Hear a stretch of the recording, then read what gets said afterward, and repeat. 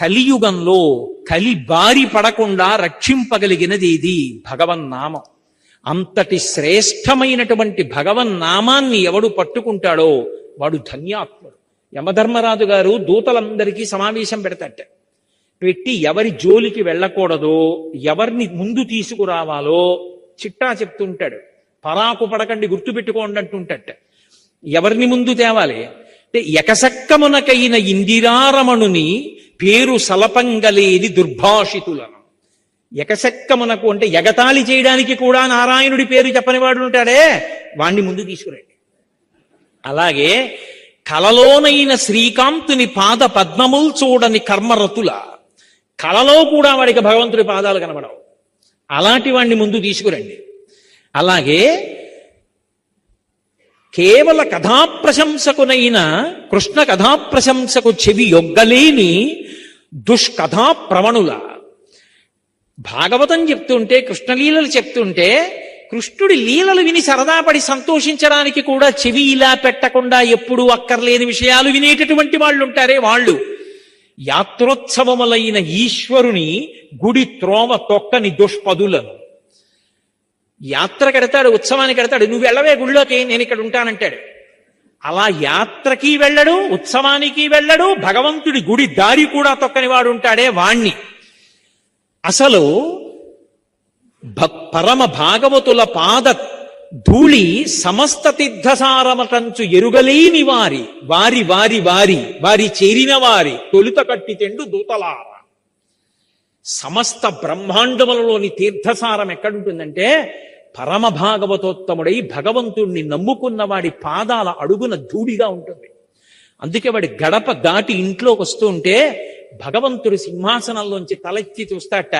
ఎన్నాళ్ళకి రావాణ్ణి తీసుకొచ్చావు ఇంటికి, వాడు గుక్కెడు నీళ్లు తాగాడు రా మన ఇంట్లో, ధన్యుడి అంటాడు. అందుకే ఊరకరారు మహాత్ములు వా రథముల ఇండ్ల కడకు వచ్చుటలెల్లన్ కారణము మంగళములకు, మీరొచ్చుట శుభము మాకు నిజము మహాత్మ అంటాడు గర్గుడు.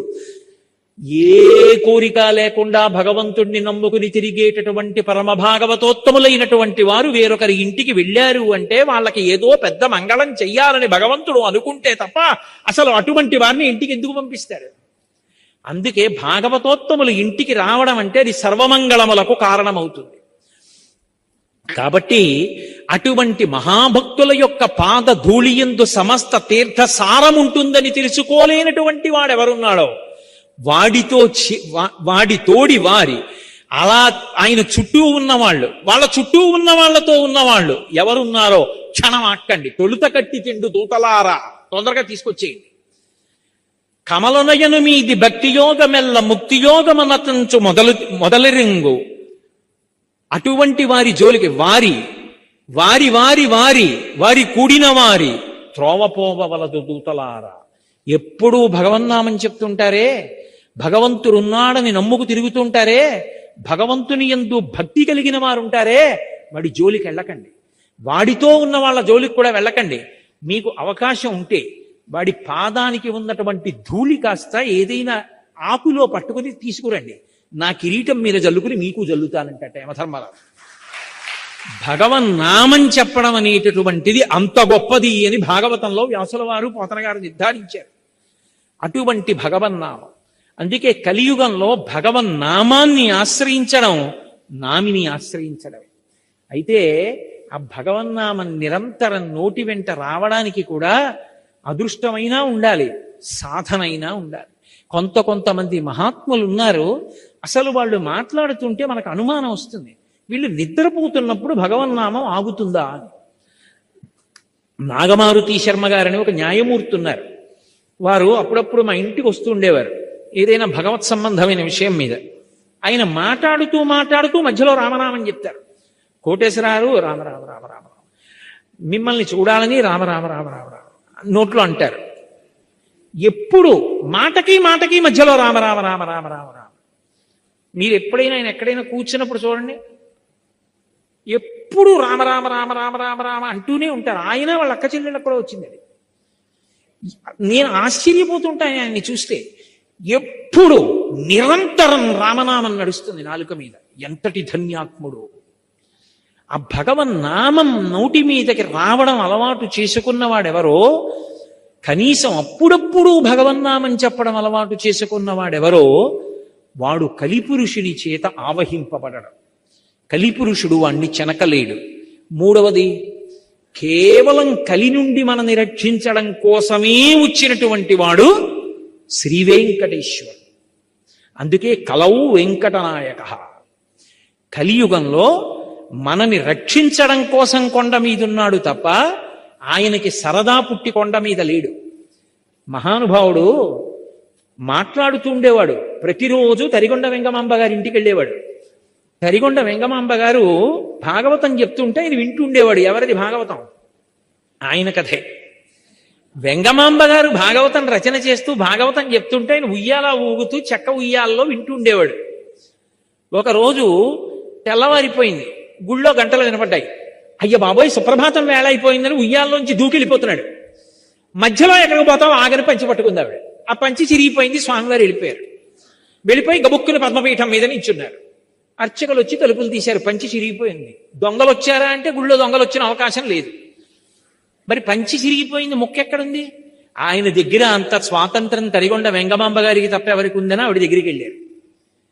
మనకి చిన్న రవికిల బట్ట శేషవస్త్రం ఇస్తే నెత్తి మీద పెట్టుకుని బీరువాలో పెట్టుకుని ఆ జన్మాంతం దాచుకుంటాం. ఆవిడ దగ్గరికి వెళ్ళి స్వామివారి పంచముక్క మీ ఇంట్లో ఉందా అని అడిగారు. ఆవిడంది చాలా సాధారణంగా, పొద్దున్న భాగవతం మధ్యలో గుళ్ళో గంటలు మోగుతున్నాయని లేచి పరిగెత్తాడు. పట్టుకుంటే పంచి తిరిగిపోయింది. పూజా మందిరంలో పీట మీద ఇట్టాను, పట్టుకుపోండి. అంతటి మహాభక్తురాలు. ఆ తరిగొండ వెంగమాంబ గారు చెప్తూ ఉంటే వినేవాడు వెంకటేశ్వరుడు. ఆయనే అక్కడక్కడ అలా కాదు వెంగమాంబ ఇలా అంటే ఆవిడ రాస్తూ ఉండేది. ఇప్పటికీ తరిగొండ వెంగమాంబ గారు రాసినటువంటి వెంకటాచల మహాత్యం అన్న గ్రంథానికి ఎంత ప్రశస్తి ఉందంటే, అది తెచ్చి ఇంట్లో పెట్టి పువ్వులేసి నమస్కారం చేస్తే చాలు పెళ్ళవని ఆడపిల్లలకు పెళ్లిళ్ళు అవుతాయి. వ్రాతపతులు రాసేవారు వేల వేల ప్రతులు. అంత శక్తివంతం వెంకటాచల మహాత్యం.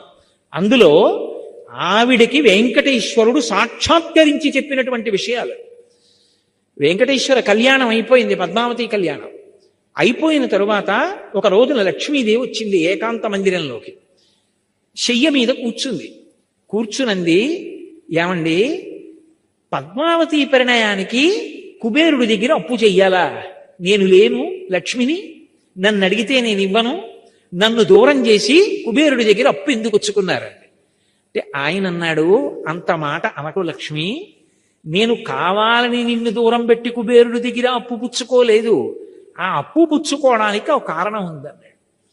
ఆవిడంది, పోన్లేండి, పుచ్చుకుంటే పుచ్చుకున్నారు, ద్రవ్యమే కదా కావాలి, ఎంత పుచ్చుకున్నారో చెప్పండి, ఇచ్చేద్దాం.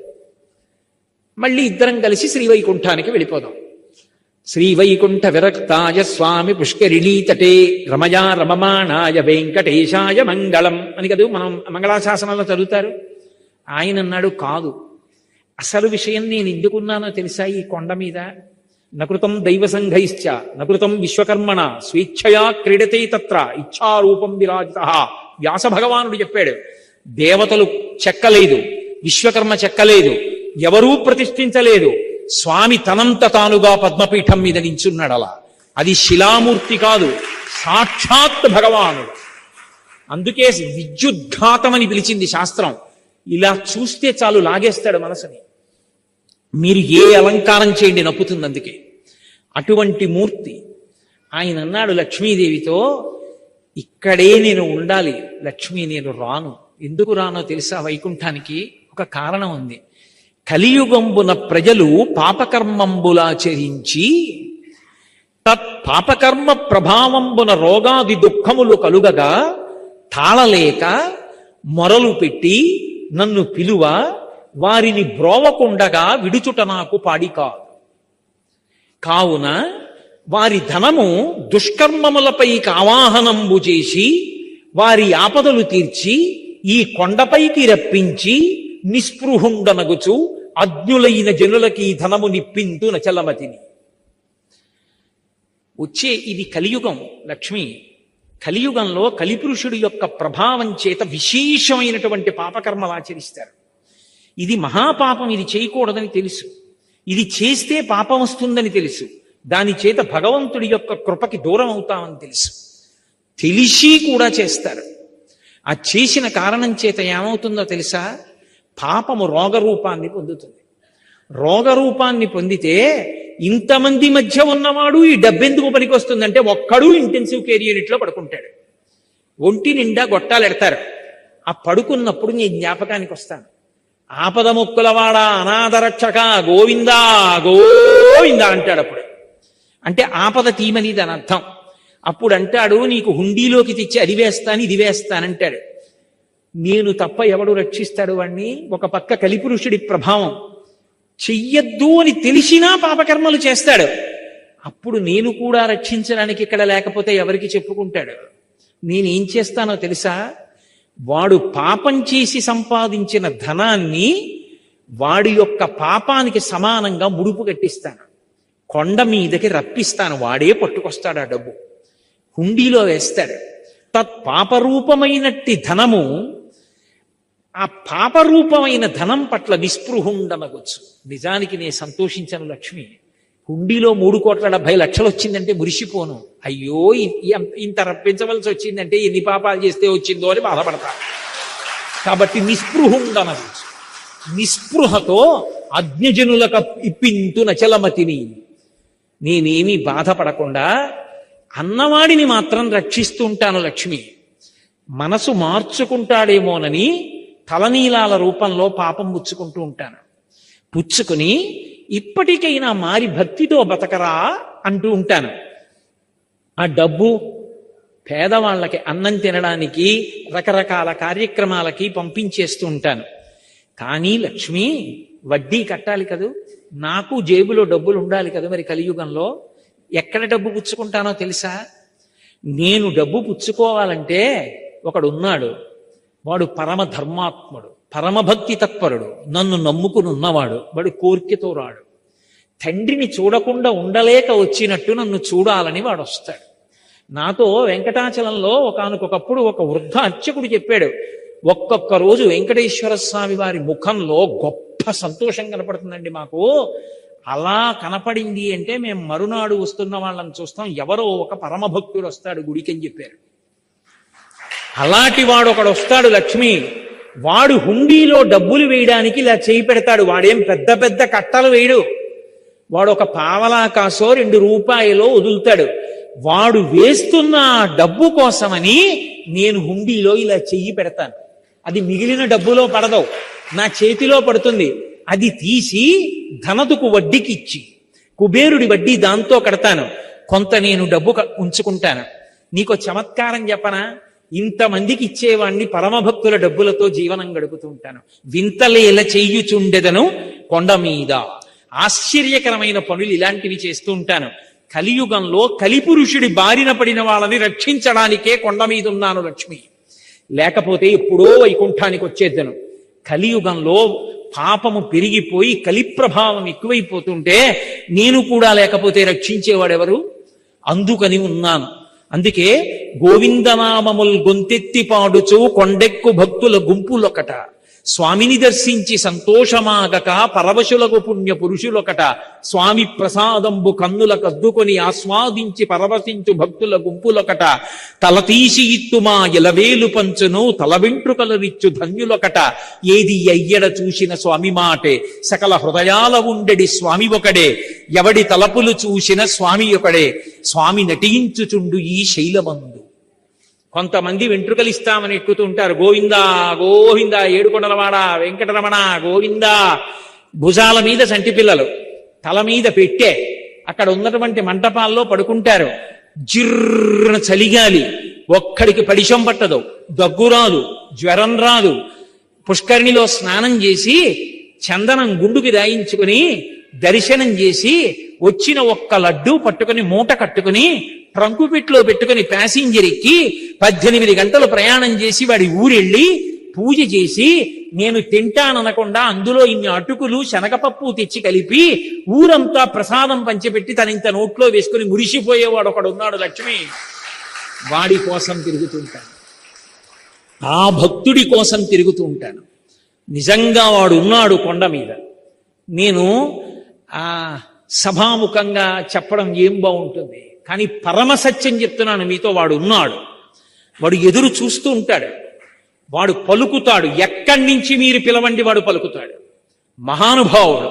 అందుకే పద్మాసనస్థయౌ పద్మావతీదేవి నిజవక్షమందున నిలుపుకొనుచు తన చరణములే గతి అని దక్షిణకరము పాదములు చూప తన పాదములు నమ్మిన వారలకు ఈ భవాంబోధి కటిదగ్నమగునటంచు వామహస్తంబు ఆ నడుమున నుంచుకొని భక్తవరులకు సంకేతించుచుండ అలరు శేషాద్రి పర్వతము మీద అలరు ఆనంద నిలయమందు దివ్యమంగళ విగ్రహం డవ్యయుండు పరమ పావనుడు శ్రీవేంకటేశ్వరుడు వెట్క.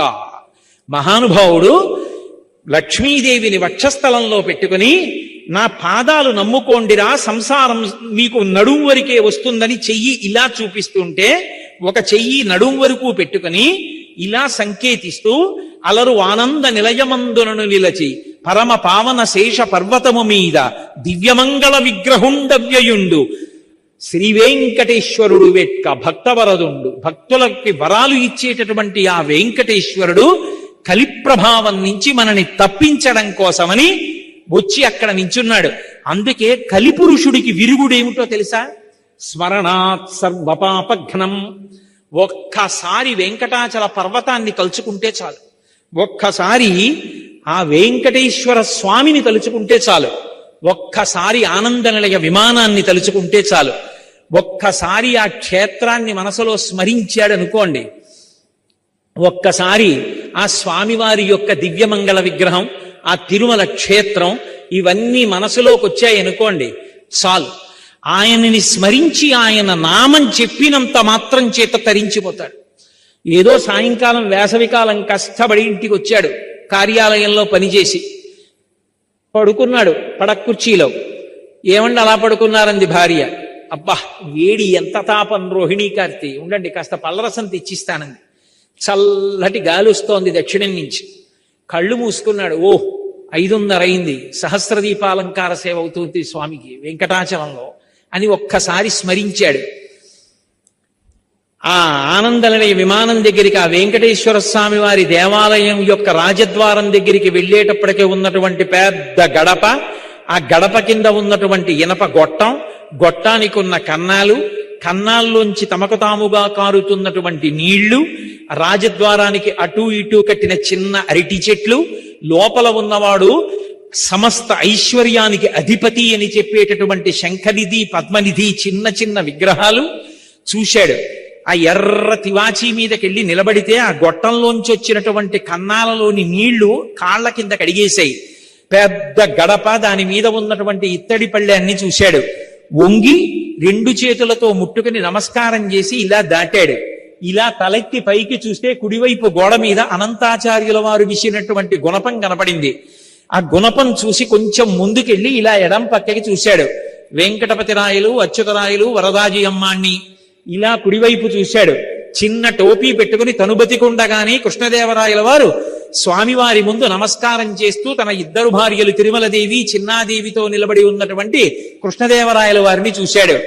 ఓహో ఎంతటి ధన్యాత్ముడు రా అనుకున్నాడు. 2 అడుగులు ముందుకెళ్ళాడు. ఎడం పక్కన తులాభారం. ఏ బిడ్డలు లేని తల్లికి బిడ్డలిచ్చాడో, ఏ ఒక్క బిడ్డ ఉన్న బిడ్డ కాపదొస్తే ఆపద మొక్కులవాడ అనాథ రక్షక గోవిందా అంటే కాపాడాడో, ఏ తల్లిదండ్రులు అనారోగ్యంతో ప్రమాదంలో ఉంటే వాళ్ళని రక్షించాడో అక్కడికి తీసుకొచ్చి సమర్పిస్తున్నటువంటి ఆ తులాభారం, ఓ పక్కన పోస్తున్న పటికి బెల్లం, బెల్లపు దిమ్మలు, ఆ చిల్లర నాణేలతో ఉన్న బస్తాలు, ఇటు కూర్చున్నటువంటి భర్త, తల్లి, తండ్రి, బిడ్డడు, తులాభారం వంక చూసి ఇంకొక 2 అడుగులు ముందుకేసి ఇలా ఎడం పక్కకి చూస్తే రంగనాయకుల మంటపం, లోపల పెద్ద శేషవాహనం, అక్కడ చిన్న అరుగు, అందులో తెల్లటి బట్టలు కట్టుకుని మెళ్ళో ఐడెంటిటీ కార్డ్స్ వేసుకున్నటువంటి టీటీడీ అధికారులు, ఆ పక్కనే తిరుమల రాయ మంటపం, దాని మీద ఒక పెద్ద ఇత్తడి పళ్ళెం, దాని మీద నల్లటి అక్షరాలతోటి మాలిక్ కాఫూర్ దక్షిణ దేశం మీదకి దండయాత్రకు వచ్చినప్పుడు సమస్త దేవాలయాల్ని కొల్లగొడుతున్నప్పుడు శ్రీరంగనాయక స్వామి ఆలయానికి కూడా వెళ్ళి అక్కడ దోపిడీ జరుగుతున్న సమయంలో రంగనాథ స్వామిని రక్షించడానికి ఈ ఉత్సవమూర్తుల్ని తీసుకొచ్చి ఈ మంటపంలో కొంతకాలం ఉంచిన కారణం చేత ఈ మంటపానికి రంగనాయకుల మంటపం అని పేరు వచ్చిందన్న బోర్డు అవన్నీ చదివి కుడి పక్కకి చూశాడు.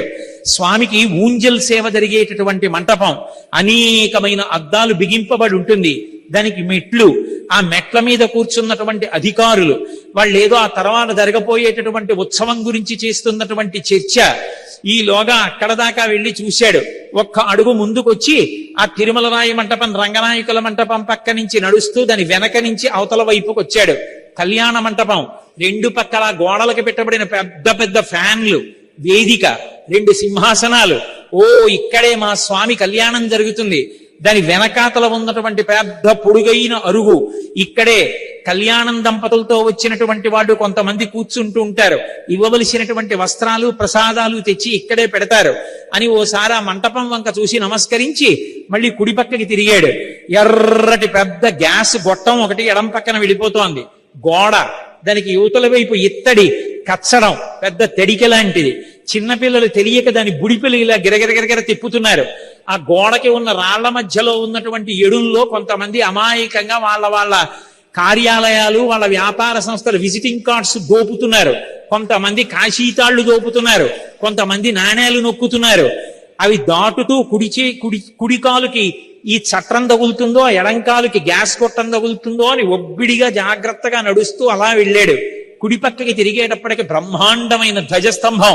ఓసారి పివిఆర్కే ప్రసాద్ గారి జ్ఞాపకానికి వచ్చారు. దానికి కట్టినటువంటి దర్భలు, ఆ దర్భలతో ఉన్నటువంటి ఆ ధ్వజస్తంభాన్ని దాటి ఒక్కసారి ఆ బలిహరణ మంటపం చూసి అక్కడ నమస్కారం పెట్టి ఎడం పక్కకి తిరిగి మెట్టు దాటి పెద్ద గడప దాటాడు. గోడ పక్కన ఎడం వైపు చిన్న కిటికీలా ఉండి అందులో ఈ మధ్యనే బయటపడినటువంటి విగ్రహాలు గాజు పీఠికలో పెట్టబడి ఉన్నాయి. దాటి కొంచెం ముందుకెళ్ళాడు. దేవాలయానికి విమానానికి మధ్యలో చిన్న ఖాళీ. తెల్లవారుజామునేమో ఇలా తలపైకెత్తి చూస్తే ఇంకా సూర్యోదయం ఇవ్వలేదు, పైన చీకటిగా ఆకాశం.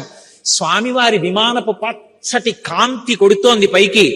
ఇలా కిందకి దిగి కొద్దిగా ముందుకు వెళ్ళాడు. ఎడంవైపు వరదరాజస్వామి, ఎదురుగుండా అద్దాల పేటికలో ఇలా పడుకున్నటువంటి రంగనాథస్వామి. దాటి కొంచెం ముందుకెళ్లి కుడిపక్కకి తిరిగి ఆ తలుపులోంచి లోపలికెళ్ళాడు. వేలాడుతున్నటువంటి తెల్లటి పెద్ద దీపాల గుత్తులు, స్తంభాల మీద దశావతారాలు. అక్కడ స్వామివారి దేవాలయానికి అటూ ఇటూ ఉన్నటువంటి ద్వారపాలికలు, వాళ్ళ చేతులలో ఇలా పట్టుకున్నటువంటి దీపాలు. ఇలా వెనక్కి తిరిగి చూసేటప్పటికి ఇలా రెక్కలు విప్పుతున్నటువంటి గరుడాళ్వార్. కొద్దిగా వెనక్కి చూస్తే రాజా తోడరమల్, మాతా మోహనాంగి, పితాబి. అక్కడ డప్పు ఒకటి పెట్టుకుని తెల్లవారుజామున దాన్ని ఢామ్ ఢామ్ కొడుతున్నటువంటి ఒక వ్యక్తి, కాగడాలు పెట్టుకుని సుప్రభాత సేవ చేసి వెళ్ళిపోతున్నటువంటి వాళ్ళు. ఈ ఉత్సవాలు అవి రాబోయే బ్రహ్మోత్సవాలు ఎంత బాగా జరపాలని, ఎంత పెద్ద మీసాలున్నా కావలసినంత వినయంతో స్వామివారి దగ్గర కైంకర్యంలో మురిసిపోతూ నిలబడ్డ చైర్మన్ గారు, ఆయన పక్కన ఈవో గారు, ఎప్పుడు గుళ్ళో మురిసిపోతూ తిరిగే అన్నపూర్ణమ్మ గారు, వీళ్ళందరూ అక్కడ మాట్లాడుకుంటుంటే చూసి ఓహో బ్రహ్మోత్సవాలకి ఏర్పాట్లు అవుతున్నాయనుకుని లోపలికి వెళ్ళి ఒక్కసారి అక్కడ ఇలా వేటమాలుగా ఉన్నటువంటి చెక్క మీద, దాని మీద ఎర్ర తివాచి వేసి ఉంటే ఎక్కాడు. ముందు నడుస్తున్న ఆయన పిల్లాన్ని భుజాల మీద కూర్చోబెట్టుకుని గోయిందా అంటున్నాడు. అయ్యా కనపడదు, కొంచెం పిల్లాన్ని దింపండి అన్నాడు. ఆయన సహృదయంతో పిల్లాన్ని దింపి ఎత్తి పట్టుకున్నాడు. ఇలా చూసేటప్పటికి ఆ పైనుంచి ముగ్ధమోహన స్వరూపం, ఆ పెద్ద కిరీటం, దాని మించి తోమాల, ఇంతంత ఊర్ధ్వపుండ్రాలు కనపడ్డాయి. పరమానందంతో రెండు చేతులు ఎత్తి గోవిందా గోవిందా అంటూ ముందుకెళ్ళాడు. ఒక్క కడుగు ముందుకేస్తుంటే అరుగుల మీద స్వాముల వారి మూర్తులు, అక్కడే ఉన్న ఆ మంచం, ఏకాంత శయనం చేసేటటువంటి ప్రదేశం, ఇవి దాటి కొంచెం ముందుకెళ్ళాడు. మొదటి గడప కులశేఖరాల వారు పడి దగ్గర నించున్నాడు. పద్మపీఠం, దాని మీద ఆయన పాదాలు, ఆ పాదాల మీద పెట్టబడినటువంటి బంగారు తొడుగులు, ఆ పాదాలు, ఎవరైనా పాదాలకి కింద మంజీరాలు ఉంటాయి, పాదాలకి పెట్టిన మంజీరాలు కాకుండా మోకాళ్ళకి పాదాలకి మధ్యలో ఏటవాలుగా పెట్టబడినటువంటి పెద్ద పెద్ద అందెలు, వాటికి ఉన్నటువంటి చిరుగంటలు, ఆ పైన బలిష్టమైనటువంటి తొడలు, ఒంటి నిండా నగలు పెట్టుకున్న కారణం చేత పంచ పూర్తిగా కనపడకుండా అక్కడక్కడ కనపడుతుంది. తరిగొండ వెంగమాంబ గారు మహాతల్లి చెంచు నాటకం రాసింది. అందులో చెంచిత అమాయకంగా చెప్తుంది, అక్కడక్కడ బట్ట అతికించుకున్నాడు అంటుంది, పంచ కట్టుకున్నాడు, అందులో గుడ్డ అంటించుకున్నాడు అంటుంది. ఎందుకంటే ఒంటి నిండా నగలం, అక్కడక్కడ పంచ కనపడుతూ ఉంటుంది. అలా అక్కడక్కడ కనపడుతున్న పంచ, పెద్ద అంచు, మెడలో వేసుకున్నటువంటి సాలగ్రామాల మాడలు, ఇలా ముందుకొచ్చినటువంటి వక్షస్థలం, శ్రీదేవి భూదేవి వాళ్ళకి చుట్టినటువంటి పుష్పాల మాలలు, మొలకి పెట్టుకున్నటువంటి నాగాభరణం, ఆ పైన మహానుభావుడు ఈ చేత్తో పట్టుకున్నటువంటి చక్రం, ఈ చేత్తో పట్టుకున్నటువంటి శంఖం, ఇలా చూపిస్తున్నటువంటి వరదహస్తం, దాని నిండా వజ్రాల తాపడం, ఇందరికీ అభయం ములిచ్చు చేయి కందువకు మంచి బంగారు చేయి అని అన్నమయ్య పొంగిపోయినటువంటి ఆ చెయ్యి, ఆ కంఠం, దాని మీద త్రివళులు, సున్నా చుట్టినట్టున్న చిరునవ్వు నవ్వుతున్నటువంటి ముద్దులుస్తున్నటువంటి చిన్న గుండ్రటి మూతి, దాని కింద గడ్డం మీద కర్పూరపు మచ్చ, సంపంగి మొగ్గల కొనతేరినటువంటి కోటేరు లాంటి ముక్కు, కళ్ళు ముక్కు కప్పుతూ పై వరకు పెట్టినటువంటి ఊర్ధపుండ్రాలు, దాని మీద అంత పొడుగున వజ్రాలు తాపడం చేసినటువంటి కిరీటం, ఈ చేతి మించి అలా కిరీటం మించి ఇలా దిగినటువంటి పెద్ద తోమాల, ఆ స్వామి దివ్యమంగళ విగ్రహాన్ని పైనుంచి కిందకి, కింద నుంచి పైకి చూసి పరమ సంతోషాన్ని పొందాడు. అర్చకులు నీరాజనం పెద్ద గరిటె లాంటిది పట్టుకుని కింద నుంచి పైకి ఇలా తిప్పుతుంటే ఆ కర్పూర కాంతులలో స్వామివారి దివ్యమంగళ విగ్రహాన్ని చూసి పరవశించిపోయాడు. ఆనందపడిపోయి ఆ మూర్తిని చూసి అక్కడి నుంచి బయలుదేరి, జీవితంలో ఎప్పుడు ఇలా నడిచేవాడు వెనక్కి తిరిగి రావడం అలవాటైన వాళ్ళ ఇలాగే చూస్తూ కళ్ళప్పగించి గోవిందా గోవిందా అంటుంటే, అయ్యా వెనక చాలా మంది ఉన్నారు, నడవండి నడవండి అంటుంటే అక్కడ దాకా వచ్చి వెళ్ళిపోలేక మళ్ళీ ఇలా ఓసారి తొంగి చూసి రాజద్వారం దగ్గర నమస్కారం పెట్టి ఇలా ముందుకెడితే కుడి చేతి పక్కన ఘంటామంటపం, అందులో గంటలు, ఆ గంటలు వాయించడానికి ఘంటాపాణి దాటి ముందుకెళ్ళి ఇలా కుడి చేతి వైపు చూస్తే ఉత్తర ద్వారం మీద పడుకున్నటువంటి శేషశైనమూర్తి, నాభికమలంలోంచి బ్రహ్మగారు, అది దాటి ముందుకెడితే కుడి పక్కన బంగారు బావి, అది దాటి మెట్లెక్కి ఎడం పక్కకి వెళ్ళేటప్పటికి మహాతల్లి వెంకటేశ్వర స్వామి వారి తల్లిగారు, అమ్మా రాత్రి వెంకటేశ్వరుడు నీకు కాళ్ళు పట్టడానికి వచ్చినప్పుడు కాకినాడ నుంచి కోటేశ్వరరావు వచ్చి వెళ్ళాడని చెప్పమ్మా అని నేనంటే, ఓరి పిచ్చివాడా నేను చెప్పడం ఏమిట్రా, నిన్నటి నుంచి వాడు చెప్తున్నాడు కోటేశ్వరరావు వస్తాడంటున్నాడు రా, ఇదిగో అప్పం పట్టుకెళ్ళాను, అమ్మవారు అప్పం ఇస్తే అప్పం పట్టుకుని ఇలా వచ్చి అరుగు మించి నడిచి వెనక్కి వెడుతుంటే బొమ్మలకు దసరాకి పెట్టినట్టుగా బోలెడన్ని వరస, అందులో ఇలా నోటికి చెయ్యడ్డు పెట్టుకున్న ఆజ్ఞాపాలక హనుమ, సుగ్రీవుడు పెద్ద గరిటె లాంటి దాంతో తీర్థం చేతి నిండా పోస్తే కింద పడకుండా ఉత్తరీయం పెట్టుకుని 3 మాటలు బుచ్చుకుని నా తల పట్టేసేంత పెద్ద పాదుకలు వైష్ణవ అర్చక స్వాములు తల మీద పెడితే, అమ్మయ్య స్వామి పాదాల కిందున్నాను నాకు బెంగలేదని ఆయన పాదుకల కింద తలపెట్టి మురిసిపోయి కొంచెం ముందుకెళ్లి మెట్లు దిగి వెనక్కి వచ్చి బావి దగ్గర నుంచి చూస్తే సింహం మీద కాలు మీద కాలేసి కూర్చున్న వాడిలా ఆ మహానుభావుడు విమానంలో వెంకటేశ్వర దర్శనం చేసి కొంచెం ముందుకొచ్చి ఆ అరుగు మీద చూసి ఇక్కడే వస్త్రాలంకార సేవ చేసుకునే అదృష్టం పొందిన వాళ్ళకి పట్టుబట్టలు ఇస్తారని అక్కడి నుంచి కొంచెం ముందుకెళ్లి మళ్ళీ కుడి పక్కకి తిరిగితే ఆ విమానం కనపడుతుంటే ఎడం పక్క అరుగు మీద గాజు అద్దాల వెనక తెల్లటి బట్టలు కట్టుకుని నోట్ల కట్టలు బంగారం వెండి లెక్క పెడుతుంటే నోరు తెరిచి ఒకసారి అలా చూసి, ఏమి ఐశ్వర్యవంతుడవయ్యా మహానుభావ అని మనసులో అనుకుని, ఇచ్చట కర్పూరము వెలిగించరాదు, కొబ్బరికాయలు కొట్టరాదు అని బలహరణ మంటపం కింద వెనకాల గోడ మీద బోర్డు చూసి తెలియకి ఇక్కడ కర్పూరం వెలిగిస్తారలా ఉందనుకుని కొంచెం ముందుకెళ్ళి ఇలా తలెత్తి చూస్తే ఎదురుగుండా వెంకటేశ్వర స్వామి వారి యొక్క కథావృత్తాంతం అంతా బొమ్మలుగా చెక్కబడి గోడ మీద ఉంటే మన కంటెదురుగుండా ఉన్నది ఆ చెలికెత్తెలందరూ పద్మావతీదేవి చెలికెత్తెలు వెంకటేశ్వరుణ్ణి రాళ్లు పెట్టి కొడుతున్నప్పుడు గుర్రం మించి దిగుతున్న సన్నివేశం ఎదురుగుండా కనపడితే అక్కడ దాకా వెళ్ళి విమాన వెంకటేశ్వర దర్శనానికి ఈ మధ్య వెడల్పుగా కట్టిన మెట్లెక్కి విమాన వెంకటేశ్వరుడి వెంక చూస్తూ ఇలా కుడిపక్కకి తిరిగితే స్వామివారికి కావలసిన చందనం తీసే దొంగలు, చందనం తీసేవాళ్ళు వెనక వెంకటేశ్వరుడి మూర్తి గోడలో కనపడితే ఇలా తలపైకెత్తి చూస్తే లోపల ఉన్న మూర్తి విమానంలో ఉండి పక్కన తోక తలకి తగిలేటట్టు వెంకటేశ్వరుడు, ఆయనకి కుడి పక్కన చేతులెత్తి ఆడుకుంటున్న చిన్ని కృష్ణుడు, ఆ పక్కన రెక్కలు విప్పుకున్న గరుడాళ్ళ వారిని చూసి 2 చేతులెచ్చి స్వామికి నమస్కరించి, విమాన వెంకటేశ్వర తొందరగా